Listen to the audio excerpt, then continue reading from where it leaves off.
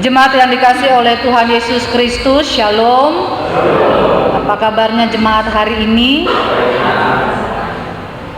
Yang mana? Luar biasa? Luar biasa baik? Kalau nggak baik-baik nggak apa-apa, ya. Kita kan hidup ini naik turun begitu ya. Tapi dengan kita bersekutu bersama di dalam rumah Tuhan ini, kiranya kita diberikan ketenangan, diberikan kekuatan untuk terus maju ya dalam menjalani gumul juang hidup kita. Nah, saat ini kita akan bersama-sama belajar dari firman Tuhan yang tadi telah dibacakan dan kita dengar bersama dari kitab 1 Raja-Raja pasal 5 ayat 1 hingga ayatnya yang ke-12. Dalam Sabda Gunadarma Krida, tema yang diberikan adalah belajar dari Salomo menjadi pemimpin yang membangun warga gereja dan masyarakat. Jemaat yang dikasihi oleh Tuhan Yesus Kristus, bicara bangun membangun ini perkara susah-susah gampang, gampang-gampang susah, ya enggak? Mengapa? Karena jangankan membangun satu bangunan begitu ya, kadang-kadang membangun kesadaran orang aja susah ya.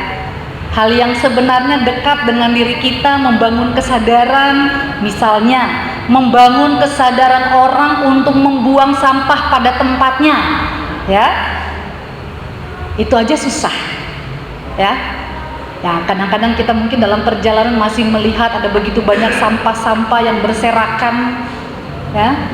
Saya pernah pengalaman ketika menjalani masa vikariat di Immanuel Tarakan, ini barengan sama Pak Iwan ini ya, barengan sama Pak Iwan.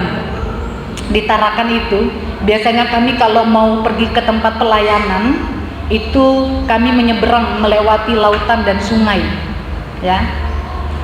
Ketika dalam speed itu, pakai speed ya, ada muatan orang dan barang di situ, saya teringat bahwa ketika saya melihat ada orang yang buang sampah, saya kaget gitu ya. Kenapa saya kaget? Karena saya tidak habis pikir dibuangnya di laut ataupun sungai yang pas dilewati gitu ya.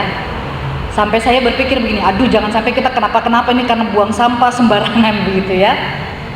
Itu hal yang kecil Bapak Ibu, tapi seringkali itu sulit untuk dibangun kesadarannya dalam diri setiap orang untuk bisa membuang sampah pada tempatnya. Saya tidak tahu nih, semoga kursi gereja ini sangat mendukung untuk orang tidak membuang sampah pada tempatnya ya. Tidak membuang sampah sembarangan ya. Coba cek di bagian sela-sela kursi itu, jangan sampai ada sampah permen yang masih tertinggal ya. Ya, karena kadang-kadang hal-hal yang kecil pun itu bisa menunjukkan apakah kita sudah menjadi orang yang membangun kesadaran gitu ya. Sehingga kalau kita sudah bisa membangun kesadaran dari hal-hal yang kecil, berikutnya apapun yang mau kita bangun itu bisa kita bangun dengan baik ya. Jangan kita banyak mimpi mau membangun rumah tangga tapi buang sampah aja masih sembarangan gitu ya. Karena kadang-kadang kalau handuk lempar sana ya, baju-baju lempar sembarangan, ini ada perang dunia begitu ceritanya ya. Jadi harus hati-hati. Apalagi kalau membangun jemaat ya, mulailah dari membangun gedung gereja misalnya. Kalau hal itu tidak disadari, dibangun mulai dari kesadaran, itu akan sulit terjadi. Dan pembangunan itu akan dipenuhi dengan berbagai percekcokan, perselisihan. Padahal membangun itu sendiri pasti punya tujuan yang baik. Nah, karena kesadaran ini Bapak Ibu yang dikasih oleh Tuhan Yesus Kristus, Salomo ketika dia dipilih dan ditunjuk Tuhan menggantikan bapaknya si Daud ini untuk menjadi Raja Israel. Salomo Raja Israel yang keberapa? Yang keberapa? Suaranya dari kanan kiri. Yang keberapa Bapak Ibu? Ketiga ya. Ketika dia dipilih, ditunjuk Tuhan untuk menggantikan Daud, kita pasti tahu apa yang Salomo minta pertama, yakni hikmat. Karena Salomo sadar betul yang namanya membangun jemaat, membangun umat Tuhan itu bukan perkara yang mudah. Apalagi sudah tahu kita karakteristik orang Israel ini seperti apa. Tegar tengkuk gitu ya, cenderung memberontak kepada Tuhan. Sehingga Salomo melihat bahwa seberapapun dia mampu menyuap dia punya rakyat, dia punya bangsa untuk ikut apa yang dia mau, tapi belum tentu itu bisa menunjukkan suksesi kepemimpinannya. Ya, karena bisa saja dalam proses itu terjadi ketidakadilan, karena adanya kecemburuan bisa terjadi kekerasan di masa kepemimpinannya. Sehingga hikmat menjadi hal yang utama dan terutama yang Salomo minta dari Tuhan, ya, supaya dia bisa membangun kehidupan jemaat. Apalagi ketika bacaan kita menunjukkan pada pembangunan yang harus dilakukan oleh Salomo untuk menggenapi apa yang difirmankan Tuhan kepada bapaknya Daud, bahwa Daud punya rindu, punya harap dia bisa mendirikan bait Allah, rumah Tuhan. Tidak lagi umat datang kepada Tuhan di kemah-kemah pertemuan, ya, tapi dalam satu bangunan permanen yang dibuat sedemikian baik, sedemikian indah, sebagai wujud penghormatan kepada Tuhan yang akan hadir di dalam rumahnya itu, ya. Tapi kita tahu dalam cerita bahwa Daud tidak diperkenankan Tuhan untuk membangun bait Allah. Tapi bukan berarti Daud kehilangan janjinya. Daud tidak kehilangan janji Tuhan ketika keturunannya lah yang dikenan Tuhan untuk membangun bait Allah, yakni Salomo. Nah, tentu saja Bapak Ibu bicara tentang persiapan-persiapan untuk mendirikan bait suci. Sebelum itu dilakukan oleh Salomo, itu sudah dilakukan lebih dulu oleh Daud, ya. Itulah sebabnya dalam bacaan kita menjumpai informasi yang mengatakan bahwa sebab Hiram senantiasa bersahabat dengan Daud. Jadi sebelum Salomo, Daud sudah lebih dulu menjalin persahabatan dengan Hiram dalam rangka mempersiapkan bahan-bahan yang dibutuhkan untuk membangun bait Allah, ya. Dan saat ini dalam bacaan kita dinyatakan bahwa bukan saja Daud tapi juga Salomo meneruskan apa yang telah dibangun oleh bapaknya. Nah, ini dari hal ini kita bisa melihat Bapak Ibu bahwa bicara membangun, kita tidak bisa melepaskan diri kita dari relasi dengan orang lain. Karena sepintar apapun kita punya konsep, tapi kalau kita tidak punya sarana pendukung, kita tidak punya orang-orang yang kompeten pada sub-sub konsep yang kita miliki, itu nggak akan terjadi apa-apa, ya. Jadi penting dalam hal membangun itu adanya relasi yang positif, relasi yang baik. Itulah sebabnya Salomo dalam kepemimpinannya tidak serta-merta memutus hubungan kerjasama, katakanlah demikian, yang sudah lebih dulu dibangun oleh Daud ayahnya. Dia mempertahankan itu karena ada kebutuhan-kebutuhan dalam membangun bait Allah yang harus dipenuhi oleh Salomo. Nah, dalam cerita ini kita bisa melihat apa yang menjadi dialog atau surat menyurat, pesan demi pesan yang disampaikan dari Salomo kepada Hiram, di mana Salomo membutuhkan bantuan Hiram akan terpenuhinya kebutuhan-kebutuhan bahan bangunan. Lihat bagaimana komunikasi yang dibangun oleh Salomo. Salomo pertama-tama mengatakan bahwa kamu tahu ya, bapak saya nggak bisa mendirikan bait Allah. Jadi sekarang ini saya, supaya apa yang difirmankan Tuhan itu tergenapi melalui kepemimpinan saya, bapak saya sudah buka jalan untuk terjadinya pembangunan bait Allah. Tapi dalam hal ini saya punya kekurangan. Saya membutuhkan bahan-bahan yang hanya dimiliki oleh Hiram, ya, sebagai Raja Tirus, atau dia memimpin orang-orang Sidon. Mengapa? Karena Daud melihat di Sidon itu ada potensi bahan yang dibutuhkan bagi pembangunan bait Allah, yakni berupa kayu-kayu dari pohon-pohon aras dari Gunung Libanon. Dan itu tentu saja menunjukkan bahwa kayu-kayu dari pohon aras Libanon ini terkenal kuat, Bapak Ibu. Jadi bayangkan, untuk membangun rumah Tuhan ini tidak ada yang namanya bahan material itu tingkat 2 atau kelas 2, kelas 3, itu tidak ada. Semua yang kelas 1, ya, dibangun sedemikian baik, sedemikian indah, sedemikian kokoh, sehingga terus mampu menjadi bagian dari rumah Tuhan yang menjamin kelangsungan persekutuan umat dengan Tuhan. Jadi kalau ada pembangunan, Bapak Ibu, apalagi rumah Tuhan, pakai material nomor 1 gitu ya, kelas 1 ya.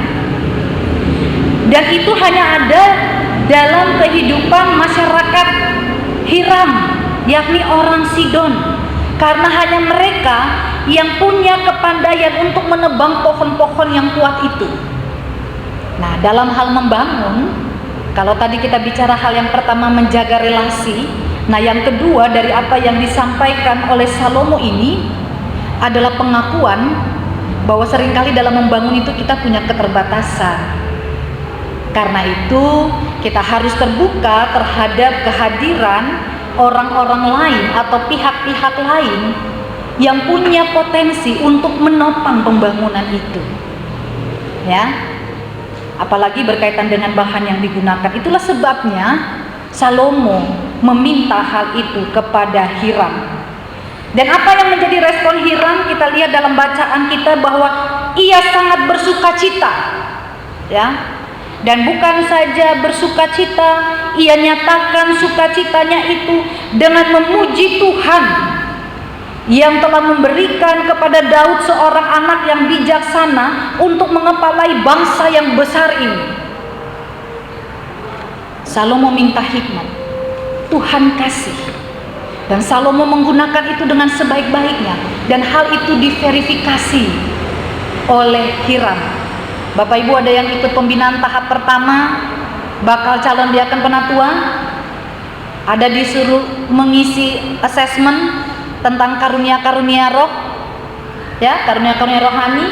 Sudah Bapak Ibu pilih mana yang nomor 1 karunianya, mana yang nomor 2. Misalnya dia ternyata karunia rohnya murah hati, baru dia ngomong karunia rohani saya nomor 1 murah hati. Terus kemudian temannya ada yang bilang, oh benar-benar, itu namanya verifikasi, ya.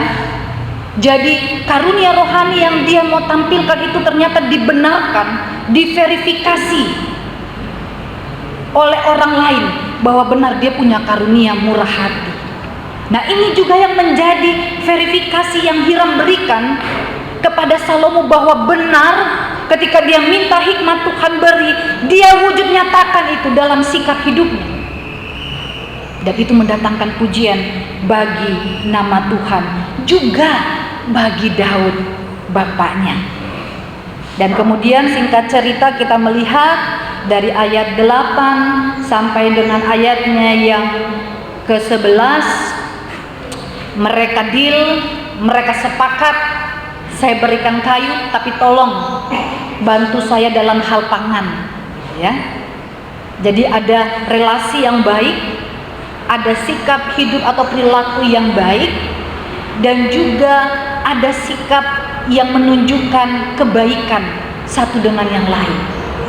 Tidak berat sebelah, tidak yang satu sekedar meminta yang lain begitu saja memberi, tidak. Tapi bukan berarti pamrih ya Bapak Ibu ya. Ya, kalau pamrih itu begini, kita sudah berbuat baik terus kita maksa orang mau buat baik sama kita. Beda ketika orang melakukan kebaikan terus orang lain juga rindu juga menyatakan kebaikan bagi dia, ya. Nah, itu juga menjadi bagian dari contoh hikmat yang dimiliki oleh Salomo. Sampai akhirnya di ayat 12 kita mendapatkan satu kesimpulan Dan Tuhan memberikan hikmat kepada Salomo seperti yang dijanjikannya kepadanya, maka damai pun ada antara Hiram dan Salomo. Di mana ada hikmat Tuhan, maka di situ akan ada damai sejahtera. Di mana ada sikap bijaksana, maka akan selalu tercipta hubungan yang dipenuhi dengan hal-hal yang positif. Dan kalau ada damai dan hal-hal yang positif, tidak ada satupun pembangunan yang tidak bisa dibangun, ya, karena ada hikmat, ada damai sejahtera, ada relasi yang dibangun sedemikian baik, ada pengakuan keterbatasan dan kerinduan untuk mendapatkan pertolongan dari orang lain. Maka kita bisa melihat nanti di pasal 8, akhirnya bait Allah pun jadi, dan bait Allah itu ditambiskan menjadi rumah Tuhan dan umat bersekutu di dalamnya. Nah, Bapak Ibu Saudara yang dikasihi oleh Tuhan Yesus Kristus, apa yang firman Tuhan ini mau sampaikan di dalam kehidupan kita, secara khusus memasuki pekan hidup yang baru dalam terang tema belajar dari Salomo menjadi pemimpin yang membangun warga gereja dan masyarakat. Kalau kita mau membangun gereja, kalau kita mau membangun persekutuan, itu selalu harus dimulai dari membangun keluarga, ya. Mulailah dari membangun keluarga yang di dalamnya orang tua sebagai pemimpin keluarga, dia harus memohon hikmat Tuhan. Dia harus selalu menjalani hidupnya dengan bijaksana, supaya segala nilai-nilai positif yang ia miliki itu bisa diteladani oleh anak-anaknya. Dan kalau itu terjadi, dimanapun anak-anak ini berada, apalagi kalau anak-anak karena studi, karena kerja, dia harus merantau, dia tetap memegang teguh apa yang menjadi teladan yang diberikan oleh orang tua yang ada dalam tuntunan hikmat Tuhan. Jadi dimanapun anak-anak ini berada, dia akan selalu membangun kehidupan spiritualitasnya yang terbaik, ya. Tidak mudah dia terombang-ambing oleh kemajuan zaman yang kian meresahkan, ya. Dimanapun dia berada, dia akan selalu melaksanakan tindakan-tindakan yang mencerminkan keadilan, kebenaran, mendatangkan damai sejahtera bagi banyak orang. Dan kalau ada pemimpin-pemimpin yang demikian dalam rumah tangga, maka sangat mudah untuk membangun persekutuan warga jemaat, persekutuan umat Tuhan yang juga dipenuhi dengan damai sejahtera. Karena kalau tidak damai sejahtera di rumah Bapak Ibu, nggak damai sejahtera di gereja. Nah, ini clue saja ya, petunjuk saja. Kalau saya mendapati, biasa kan di dalam persekutuan ada yang begitu ya, ada yang gimana ya, kayaknya apa-apa tuh kayak masalah aja begitu ya. Coba lihat di rumahnya, ya. Jadi kalau mengatasi orang-orang yang suka bikin rusuh, katakanlah begitu ya, tapi nggak ada di Purworejo, nggak ada, ya. Kalau ada orang yang bikin rusuh di dalam persekutuan jemaat dalam gereja, coba kunjungi langsung ke rumahnya. Nanti akan terlihat jelas bagaimana mungkin damai sejahtera yang tidak tercipta di rumah, dia mau ciptakan itu dalam persekutuan jemaat. Itulah sebabnya Bapak Ibu bicara tentang hikmat, itu harus dimulai dibangun dalam kehidupan keluarga. Sehingga ketika dalam lingkungan keluarga ini, anak pertama sampai mungkin anak ke-11 saja sudah beda wataknya. Itu kan gereja kecil itu, keluarga itu. Apalagi kalau dia mau terjun ke jemaat yang besar, yang warga jemaatnya banyak. Kalau yang di rumah saja yang sedikit aja, dia nggak bisa berupaya untuk menghadirkan damai sejahtera. Jadi apapun yang mau dibangun dalam persekutuan jemaat ini, baik itu pembangunan fisik atau pembangunan rohani, sulit. Karena bawaannya biang kerok terus, bawaannya jadi pembuat onar, troublemaker bukan peacemaker gitu ya. Nah, ini harus menjadi bagian yang kita renungkan. Sudahkah keluarga saya menjadi keluarga yang hidupnya dalam tuntunan hikmat Tuhan, selalu takut akan Tuhan dan penuh dengan damai sejahtera? Sehingga di dalam itu dia ada dalam persekutuan jemaat juga yang dipenuhi dengan damai sejahtera. Dia bisa membangun masyarakat. Kita harus membangun relasi dengan masyarakat di mana gereja ini ada, di mana kita hidup bertetangga seorang dengan yang lain. Dan di situ harus nyata hikmat Tuhan bekerja dalam kehidupan Bapak Ibu dan saya. Dan hanya ketika hal itu terjadi, maka kita telah belajar dari Salomo. Oleh karena itu Bapak Ibu yang dikasihi oleh Tuhan Yesus Kristus, mari kita selalu membangun kehidupan yang meminta hikmat Tuhan. Jangan sekali-kali kita menjalani kehidupan ini tanpa memohon hikmat Tuhan. Katanya Salomo, hidup tanpa hikmat itu adalah kebodohan. Dan orang bodoh yang selalu cari-cari masalah. Orang yang punya hikmat, dia tahu bagaimana dia merespon seorang. Seperti Salomo tahu bagaimana dia harus merespon Hiram. Dan biarlah dengan hikmat yang Tuhan nyatakan kepada kita, mulai dari keluarga, pemimpin-pemimpin dalam keluarga, dan juga pemimpin-pemimpin umat Tuhan di gereja harus punya hikmat. Dia kan penatua pendeta harus punya hikmat, supaya bisa membina kehidupan persekutuan dan pelayanan yang selalu dipenuhi dengan damai sejahtera. Maka di situ bisa jadi kesaksian bagi nama Tuhan. Dan ketika dimanapun kita berada Bapak Ibu, dalam hidup bertetangga, ketika kita bekerja di pabrik, di perusahaan, ketika kita membangun usaha di rumah sekalipun, ketika kita berpergian dimanapun kita berada, biarlah kita menjadi orang-orang yang selalu membawa damai sejahtera. Dalam surat Paulus dikatakan, sedapat-dapatnya kalau hal itu bergantung kepadamu, hiduplah dalam pendamaian seorang akan yang lain. Di mana ada damai sejahtera, ada berkat Tuhan yang berlimpah. Di mana ada damai sejahtera, di situ akan terjadi pembangunan dalam segala aspek kehidupan. Jadi saat ini ketika kita dibangun oleh firman Tuhan melalui Roh Kudus yang bekerja dalam hidup kita, maka ketika kita keluar meninggalkan gereja ini, maka kita sudah ada dalam komitmen saya mau hidup dalam tuntunan hikmat Tuhan. Sehingga damai sejahtera di sorga sungguh-sungguh turun ke bumi melalui umat yang dikasihi oleh Tuhan Yesus Kristus. Amin.